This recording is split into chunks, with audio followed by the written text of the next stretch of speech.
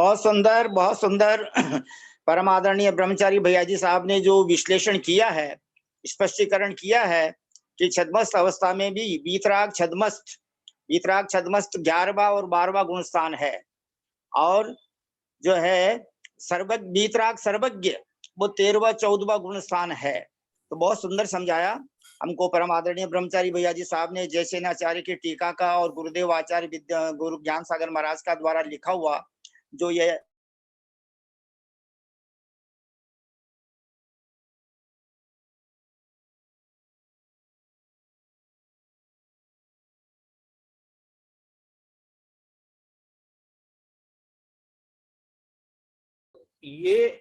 कारण हुआ कि आपको कथनचित अशुद्ध अवस्था में भी, कथनचित केवल ज्ञान की अपेक्षा जो अशुद्ध अवस्था है, उस अशुद्ध अवस्था में भी क्योंकि अब आपके मिथ्यात्व और राग ये दोनों नहीं है, मिथ्यात्व नहीं है, दर्शन मोह नहीं गया है, और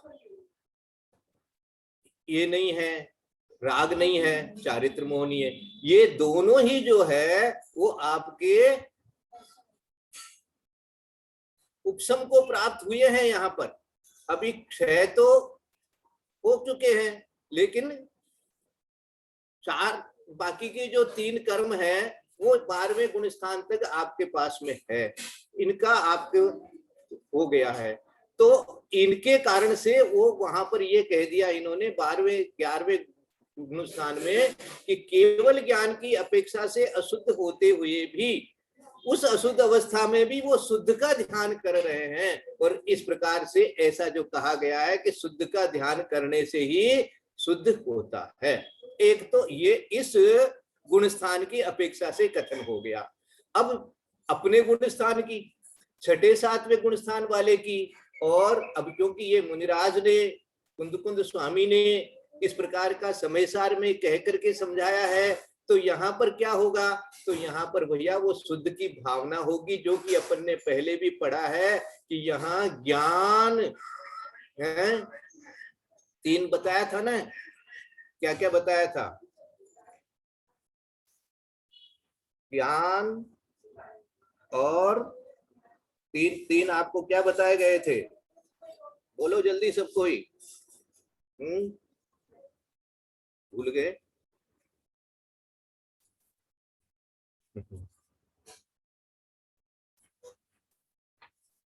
अब वो यहाँ पर जो है, हाँ बोलो, हाँ बोलिए। कर्म फल चेतना और ज्ञान बहुत चेतना। अच्छा, बहुत अच्छा। मैं यही देख रहा था कि ध्यान से सुन रहे हैं कि नहीं सुन रहे हैं। तो ज्ञान चेतना ऐसा आपको बता दिया गया था कि ज्ञान चेतना की वो भावना करता है, कर्म चेतना वाला भी वहां भावना तक ही उन्होंने समझाया है। तो इसी तरह से वो शुद्ध का ध्यान करता है ऐसा कहा जाएगा, लेकिन अशुद्ध अवस्था ही है, केवल ज्ञान की अपेक्षा से अशुद्ध अवस्था ही है, और नीचे की भूमिका की अपेक्षा से, क्योंकि वो वीतराग सम्यक और वीतराग चारित्र में जाने वाला है, श्रेणी चढ़ने वाला है, या इस प्रकार से अभी जो है अपना 6ठा 7वां गुण स्थान में अपना उपयोग लगा हुआ है। तो इसलिए उसको यहाँ पर कह दिया कि हाँ भैया तुम शुद्ध का ही आलंबन ले लो, वहां उसमें आलंबन शब्द दिया गया है, इसलिए शुद्ध का ध्यान ही शुद्ध करता है, ऐसा जो कथन है वो तो सही है। परंतु तुम ये जो शंका उठा लिया कि भैया तो फिर शुद्ध का ध्यान होगा तो शुद्ध होगा, तब तो शुद्ध का ध्यान होगा, नहीं तो कोई होगा, तो शुद्ध होने वाले को ही शुद्ध का ध्यान होगा, वहां तो ध्यान कुछ होता ही नहीं है, तो वहां तो फिर अब ध्यान क्या होगा, जब शुद्ध हो ही गया तो फिर ध्यान क्या होगा। इस प्रकार का यहाँ पर ये कथन कर रहे हैं। अब आगे एक और इन्होंने प्रसंग उठाया है ना, इस प्रसंग के बारे में यदि कोई और चर्चा करनी हो तो अपन कर लेंगे बाद में। इस पर एक प्रसंग और उन्होंने उठाया आगे जाकर के, इस पर यदि तुम ऐसा कहो, हाँ यहाँ पर पहले उन्होंने कह दिया इसे क्षयोपशमिक ही है, ये देखो अभी एक देश निर्वार, एक देश, वापस पढ़ता हूँ लास्ट वाली लाइन को देखो, हाँ तो फिर मोक्ष ही नहीं हो सकता, यदि ऐसा ऐसे ले लोगे तो फिर मोक्ष नहीं हो सकता, क्योंकि छद्मस्तों का ज्ञान एक देश निरावरण तो होता है, किंतु केवल ज्ञान की अपेक्षा वह नियम पूर्वक आवरण सहित है, और क्षायोपशमिक ही होता है। अभी तक ये क्षायोपशमिक है। अब देखो ये यहाँ क्षायोपशमिक शब्द दे करके यहाँ पर अब वो जो 5 भाव हैं उसकी बात ला करके उस पर उस विषय का चिंतन आपको करा रहे हैं कि भाव कितने होते हैं।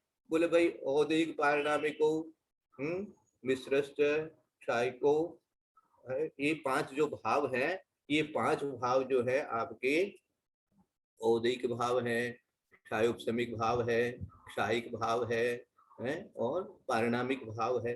तो ये जितने भी भाव है तो इसमें से पारिणामिक भाव को वो पकड़ रहा है। तो पारिणामिक भाव से हो जाएगा क्योंकि पारिणामिक भाव तो शुद्ध है, उससे हम ध्यान कर लेंगे। ऐसा यदि कहे तो उसको क्या समझाएंगे, ऐसा ये कहना चाहते हैं। इस पर यदि तुम ऐसा कहो कि पारिणामिक भाव शुद्ध है, उससे मोक्ष हो जाता है, हम उससे ध्यान करेंगे, तो यह भी तुम्हारा कहना ठीक नहीं बैठता। क्योंकि केवल ज्ञान होने के पहले तो पारिणामिक भाव भी व्यक्ति रूप से नहीं किंतु शक्ति रूप से ही शुद्ध होता है। अब देखो पारिणामिक भाव के बारे में क्या विशेषता है, ये अपने को आज जान लेना चाहिए। देखो पारिणामिक भाव 3 प्रकार का, जीवत्व, भव्यत्व और अभव्यत्व, ठीक है। उसमें अभव्यत्व भाव तो मुक्ति का कारण नहीं हो सकता, उसकी तो बात करो मत, अभव्य भाव तो खत्म हो गया, उसकी तो बात ही नहीं है। शेष 2 जीवत्व और भव्यत्व, इन दोनों में शुद्धता तब होती है जबकि यह जीव दर्शन मोहनीय के उपशम, क्षय या क्षयोपशम को प्राप्त कर लेने से वीतराग, सम्यक दर्शन, ज्ञान और चारित्र के रूप में परिणत होता है। वह शुद्धता यहाँ वहां पर मुख्य रूप से औपशमिक, क्षायोपशमिक और क्षायिक भाव संबंधी होती है। पारिणामिक भाव की तो वहां गौणता रहती है। मानी पारिणामिक भाव के लिए क्या दे दिया। दूसरी बात यह है कि शुद्ध पारिणामिक भाव तो बंध मोक्ष का कारण ही नहीं होता, ऐसा पंचास्तिकाय में भी कहा गया है ना। ये श्लोक पढ़ देता हूं एक बार वापिस, आपने पढ़ा है, बहुत अच्छे से आपने पढ़ा था और इसका अर्थ भी आपने पढ़ा तो था, लेकिन अब सबको और समझने के लिए बता देता हूं। और फिर ये जो वापस मैंने अभी पढ़ा था उसके ऊपर फिर से मैं आपको थोड़ा सा समझाऊंगा। मोक्षम कुर्वन्ति मिश्रोप समिक क्षायका भाव, क्षायका विधा बंद मोदयिको भावो निष्क्रिय पारिणामिक। औदिक भाव से तो बंद होता है, और अर्थात जीव के भाव औपशमिक, क्षायोपशमिक, क्षायिक, औदिक और पारिणामिक, ये भेद ये से 5 प्रकार के, उनमें से औदिक भाव तो बंद करता है, और औपशमिक, क्षायोपशमिक और क्षायिक भाव ये मुक्ति देने वाले। समझ में आया। यही बात मुझे विजयमती माता जी ने समझाई थी कि भाई तुम खाली औदिक भाव के ऊपर ही क्यों विचार कर रहे हो कि जैसा तेरे कर्म का उदय आएगा वैसा तुमको भाव करना पड़ेगा। ये औदिक भाव की अपेक्षा से ऐसा है, लेकिन क्षायोपशमिक भाव भी तो तुम्हारे पास है। वो क्षायोपशमिक भाव ही यहाँ पर वो समझा रहे हैं। और पारिणामिक भाव के लिए इन्होंने कह दिया आगे कि पारिणामिक भाव निष्क्रिय होता है, तो पारिणामिक भाव की भी बात नहीं बनेगी, औदिक से भी काम नहीं चलेगा। ये जो 3 भाव आपके पास है, क्षायोपशमिक है, अब क्षायोपशमिक में भी उपशम है और क्षय भी है, ये दोनों से मिलकर के क्षायोपशमिक बना हुआ है। जब क्षायिक हो जाएगा तब तो काम ही हो जाएगा, और जब तक क्षायिक नहीं होता है तब तक उपशम हो जाता है। उनके जिनके तो उपशम भी होगा, लेकिन जिनके क्षायोपशमिक अर्थात पूरी तरह से उपशम भी नहीं हुआ, पूरी तरह से क्षायिक भी नहीं हुआ, जो कि छद्मस्त अवस्था अपनी अवस्था कही जाती है, उसको अपन क्या कहेंगे, क्षायोपशमिक। और क्या दिया इन्होंने, ध्यान से पढ़ लेना इस लाइन को। औपशमिक भाव कहाँ दिया, हाँ, और औपशमिक भाव, क्षायोपशमिक भाव, क्षायिक भाव मुक्ति देने वाले हैं। अतएव ये बात निश्चित होती है कि मोक्ष का कारण तो क्षायोपशमिक रूप भाव श्रुत ज्ञान ही है, जो कि वीतराग, सम्यक और चारित्र के साथ में नियम से होता है। देखो यह श्रुत ज्ञान की ही महत्ता दे दी है इन्होंने, है ना। एक शायोपशमिक रूप श्रुत ज्ञान जो होगा, ये जो हमारे को जो ऐसा आत्मा का स्वरूप है, ये जो भाव ज्ञान में आया, ये श्रुत ज्ञान ही है। ये श्रुत ज्ञान जो है, और क्या दिया, शायोपशमिक रूप भाव श्रुत ज्ञान ही है, जो कि वीतराग, सम्यक और चारित्र के साथ नियम से होता है। श्रुत ज्ञान ही रहेगा अभी। और जो निर्विकल्प रूप शुद्धात्मा की परिचित्ति रूप लक्षण वाला है, ये जो ज्ञान है आपका श्रुत ज्ञान होते हुए भी क्या क्या नाम दिया है, निर्विकल्प रूप शुद्धात्मा की परिचित्ति रूप लक्षण वाला। परिचित्ति मानी वो उसका ही भाव चल रहा है, उसका ही सहारा लिया हुआ है, उसका ही आलंबन लिया हुआ है, उसी का ध्यान हो रहा है, ऐसा कह रहे। अतएव अभेद न से वही शुद्धात्मा शब्द से कहा जाता है, इसलिए वह समय वो शुद्धात्मा। ये जो कह दिया कि शुद्धात्मा का ध्यान करने से ही शुद्धात्मा होगा, शुद्ध होगा, ये कह या इसको समझा दिया गया कि अभेद न से वही शुद्धात्मा। ऐसा वह भाव श्रुत ज्ञान जो कि क्षायोपशमिक होता है, वही मोक्ष का कारण होता है। अब शुद्ध पारनामिक भाव कथनचित भेद भेदात्मक द्रव्य पर्याय स्वरूप जो जीव पदार्थ है, उसकी एक देश अभिव्यक्ति वाला शुद्ध भावना रूप अवस्था में ध्येय रूप द्रव्य के रूप में रहता है, न कि ध्यान पर्याय के रूप में, क्योंकि ध्यान तो विनश्वर हुआ करता है। ध्यान विनश्वर हुआ करता है। देखो है क्या समझे? अभी पंडित जी बोल रहे थे कि पूर्णिमा को तो भैया जी ध्यान कराएंगे, और मैं सोच रहा था कि ध्यान कैसे कराएं हम? ध्यान तो विनश्वर होता है। ध्यान का भी ध्यान नहीं हो, ऐसा ध्यान हो जाए कि ध्यान भी नहीं करना पड़े, ऐसा ध्यान हो जाए। ऐसे ही पूर्णमती माता जी जैसे समझाती है, आचार्य महाराज जैसा समझाते हैं, और ऐसा पूर्णिमा जो आवे हमारी, ऐसी पूर्णिमा आवे कि पूर्ण ज्ञान केवल ज्ञान हो जावे। तो ध्यान ही देखो इन्होंने कहा, क्योंकि ध्यान तो विनश्वर हुआ करता है।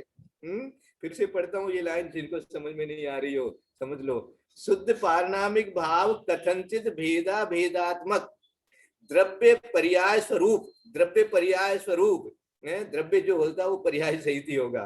द्रव्य पर्याय स्वरूप जो जीव पदार्थ है, उसकी एक देश अभिव्यक्ति वाला शुद्ध भावना रूप अवस्था में ध्येय रूप द्रव्य के रूप में रहता है। जो शुद्ध है वो ध्येय रूप अवस्था में रहता है, ध्येय होता है, न कि ध्यान पर्याय के रूप में। अब देखो उसका ध्यान हो रहा है, ये कहा जा रहा है, लेकिन ध्येय रूप में ध्यान हो रहा है। ध्यान हो रहा है, ध्येय रूप से ध्यान हो रहा है। शुद्ध आत्मा या सिद्ध परमात्मा ध्येय रूप से अभी जो आत्मा है वो ध्यान कर रही है, इसलिए वो ध्येय रूप से ध्यान हुआ। ये बहुत अच्छी तरह से समझ, बार बार इन्हीं लाइनों को आप 2-3 बार घर में पढ़िए, नहीं समझ में आएगा। 2 बार 3 बार पढ़ने से भी नहीं समझ में आएगा, क्योंकि ये ही असली साइंस है मोक्ष कराने की। तो इनको आप पढ़ते रहो, फिर आप, और जब कभी मिले आपको ऐसे ज्ञानी, तो उनके सामने इस तरह की चर्चा करो। ऐसे भाव, भैया कैसे भाव होंगे हमारे? भावोदिक भाव की बात तो बहुत होती है, चल ही रहा है, दिख रहा है, वो तो सब हो गया। अब तो समय सार पढ़ करके पूरा कर लिया अपन ने।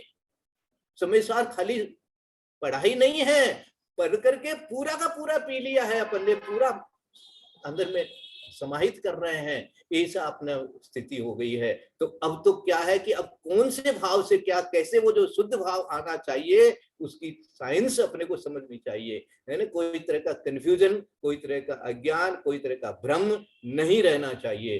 तो अपने को शुद्ध आत्मा का ध्येय रूप से ध्यान बना करके ध्यान करना होता है। इसलिए ऐसा कह दिया इन्होंने कि अब पारनामिक भाव के लिए भी कह दिया, पारनामिक भाव भी कथनचित भेद अभेदात्मक द्रव्य पर्याय स्वरूप जो जीव पदार्थ है, उसकी एक देश अभिव्यक्ति वाला, एक देश अभिव्यक्ति, अभी हमारे पास एक देश व्यक्ति हो गई है। उस पारिणामिक भाव के लिए भी कह दिया इन्होंने कि वो भी जो उसकी भी पारिणामिक भाव के लिए शुद्ध और अशुद्ध, ऐसा जो अभी अभी हमारे पास में पारिणामिक भाव है, लेकिन उसकी अशुद्ध अवस्था ही मानी जाएगी उसकी भी पारिणामिक भाव की, जबकि पारिणामिक भाव निष्क्रिय है। पारिणामिक भाव को निष्क्रिय कह करके कह रहे हैं यहाँ पर, लेकिन एक देश अभिव्यक्ति वाला शुद्ध भावना रूप अवस्था में ध्येय रूप द्रव्य के रूप में रहता है। वो शुद्ध जो पारिणामिक होने वाला है वो ध्येय है, और न कि ध्यान पर्याय के रूप में, क्योंकि ध्यान तो विनश्वर है। ध्यान तो जय हो, तो अभी ध्यान विनश्वर यदि वो नहीं होता तो ध्यान रूप ही रह जाते हैं। 13वें 14वें गुण स्थान में ही बैठे रह जाते। ध्यान तो हो गया, लेकिन अब मोक्ष होने के लिए वो ध्यान भी समाप्त होने वाला है। तो इस प्रकार के विनश्वर कह करके बहुत अच्छी अच्छी चीजें इसमें आई है। फिर भी मैं अपने शब्दों से कितना समझा पाया हूँ, कितना नहीं समझा पाया हूँ, मैं नहीं जानता। इसलिए इनके ऊपर तो जितना अपन स्वयं चिंतन करेंगे, मनन करेंगे, बार बार इसको पढ़ेंगे और समझते जाएंगे कि भाई कैसे ये है मोक्ष अवस्था प्राप्त होती है और कैसे शुद्ध का ध्यान किया जाता है। ये अपने अंदर में, अपने आप में आपको स्वयं को प्रकट करना है। शब्द जाल में नहीं रहना है। शब्द जाल से कुछ नहीं होने वाला है। आत्मा को, स्वयं को, अपने आप को शुद्ध अनुभव करते हुए इस प्रकार से शुद्ध का ध्यान जो करने कहा गया है वैसा अनुभव करते हुए ध्यान करेंगे। यदर्थ मात्रा पदवाक्यहीनम मया प्रमादादति किंचनोक्तम तन्मे क्षमित्वा विदधातु देवी सरस्वती केवल बोधि समाधि परिणाम शुद्धि स्वात्मोपलब्धि शिव शोक सिद्धि चिंतामणि चिंतित वस्तु दाने त्वां वन्दे मानस्य ममास्तु देवी। या वाणी के ज्ञान से सूझे लोकालोक, सो वाणी मस्तक नमो सदा देत हो। हे जनवाणी भारती कोई जपू दिन रैन, जो तेरा शरणागत सो पावे सुख चैन। देव भजो अरहंत को गुरु से हो निर्ग्रंथ, दया धर्म पालो सदा यही पंथ परिवार सांझ वाले माता की। भाई साहब, पारिणामिक भाव अशुद्ध और निष्क्रिय क्यों बताया है?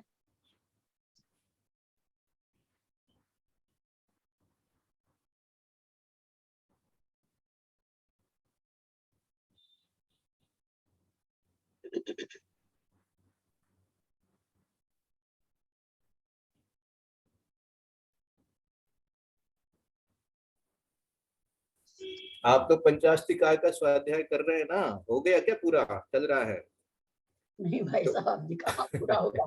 3 दिन तो लोग अर्थ करते हैं और बोलते हैं, मतलब 3 ही दिन पढ़ाती हूँ। बहुत उस पर अच्छा। एक गाथा इतनी कठिन आती है कि एक दिन में एक गाथा होती है। तो उसी में से तो ये आ गया, बहुत क्लियर कट आ गया। और उसकी जब आप टीका पढ़ेंगे तो आपको इसमें और अच्छी तरह से क्लियर होगा। क्योंकि देखो, जो विद्वान होते हैं ना, उनको इशारा मात्र किया जाता है। ये हमारे आचार्य श्री से हमने सीखा। कई बार कई इस तरह के प्रश्न हुए तो वो ऐसे ऐसे बुलाते, किसी भी शिष्य को बुलाते, ये ग्रंथ वाला, वो ग्रंथ मंगा करके हमको वो लाइन पढ़ा देते, वो लाइन पढ़ लो बस।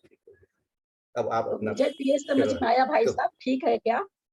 अशुद्ध परिणामिक भाव तो इसलिए कहा जा रहा है कि संसारी प्राणी 10 प्राणों के द्वारा अथवा 4 प्राणों के द्वारा, जो भी है, प्राणों के द्वारा, द्रव्य प्राणों के द्वारा जीवन जीता है, इसलिए हमारा जीवत्वपना अभी अशुद्ध है।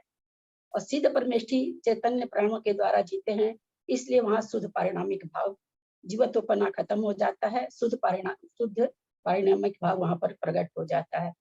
और निष्क्रिय मुझे ऐसा लगता है, अब भव्यत्व का तो कुछ कहना ही नहीं है।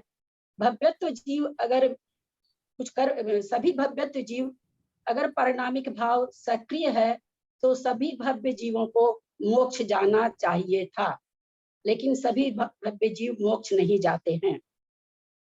और जीवत्वपना इसलिए निष्क्रिय कह सकते हैं, सक्रिय इसलिए नहीं कह सकते इसको, कि अगर जीवत्वपने के चलते अगर जीव मोक्ष जा पाते तो एक इंद्री से लेकर के सभी जीव मोक्ष जा सकते थे। इसलिए मेरी दृष्टि में लगता है यही इसका अर्थ होना चाहिए कि पारिणामिक भाव कुछ भी नहीं करता है। जो करता है ये जीव स्वयं ही करता है, ये आत्मा स्वयं ही अपने में करती है जो करती है, पारिणामिक भाव कुछ भी नहीं कराता है। ऐसा मुझे लगता है इसका अर्थ निकलता है, बाकी आप देखें। इन्होंने स्पष्ट किया है कि जो 3 नाम जो दिए हैं अभी अपन ने, जो आपने भी पढ़े हैं, जीवत्व, भव्यत्व, अभव्यत्व, इनसे कोई कर्म का संबंध नहीं है। हाँ, ये जो है कर्म निरपेक्ष है। कर्म निरपेक्ष है।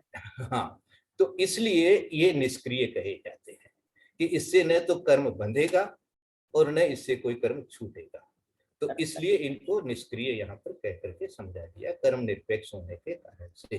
तो और बाकी जो 3 भाव जो है, कर्म निरपेक्ष और सापेक्ष का जो कथन है भाई साहब, मुझे जो लगता है ये बताने के लिए कि ये जीव का स्वतत्व, मतलब वैसे तो चारों भाव को कहा है, लेकिन 4 भाव 5 भाव को जीव का स्वतत्व कहा जा रहा है तत्वार्थ सूत्र में। फिर भी 4 भाव कर्म सापेक्ष है, और पारिणामिक भाव है वो कर्म सापेक्ष नहीं है, जीव का बिल्कुल जीव का अपना स्वतत्व है। तो यहाँ पर जो स्वतत्व बताने के लिए कि जीव का ही स्वभाव है बोल करके इसको कर्म सापेक्ष और निरपेक्ष की व्याख्या की गई। लेकिन निष्क्रियपना तो मुझे ये लगता है कि ये कुछ भी नहीं करता है, न ये मोक्ष दिलाता है, न ये मोक्ष को पाने में बाधा है, ये कुछ भी नहीं करता है। क्योंकि जो मोक्ष की व्याख्या है, जो मोक्ष की व्याख्या है वो भी कर्म आधारित ही है। कर्म सहित जीव संसारी, कर्म रहित जीव मोक्ष। तो इसलिए कर्म निरपेक्ष और कर्म सापेक्ष, ये दो इसी व्याख्या के कारण से इसको निष्क्रिय अपन समझाएंगे। ऐसा निष्क्रिय समझाने का ये कारण है कि इसको, क्योंकि इससे न कर्म बंधता है न कर्म छूटता है, इस कारण से इसको निष्क्रिय शब्द कह दिया गया। और जो दूसरा आपने कहा कि भाई पारिणामिक भाव जो है वो, और क्या बताया था, निष्क्रिय और एक आप और बोल रहे, अशुद्ध पारिणामिक भाव। उन्होंने कहा ना कि अशुद्ध, शुद्ध नहीं है। हाँ, तो हाँ, संसारी जीव तो द्रव्य प्राणों से, जीवत्व अपना संसारी जीवों में द्रव्य प्राणों से है, इसलिए अशुद्ध पारिणामिक भाव है। सिद्धों में शुद्ध चैतन्य भाव से जीते हैं, तो वहां पर शुद्ध प्राण हो गए, इसलिए वहां पर पारिणामिक भाव पहले तो वहां है ही नहीं, इसीलिए जीवत्व भाव है ही नहीं सिद्धों में, क्योंकि वो चैतन्य रूप आत्मा से ही जीते हैं। तो जो अशुद्ध कहा गया, मुझे लगता है ये द्रव्य प्राणों के द्वारा जीता है, जीवत्वपना जो है, इसलिए संसारी प्राणी का अशुद्ध है।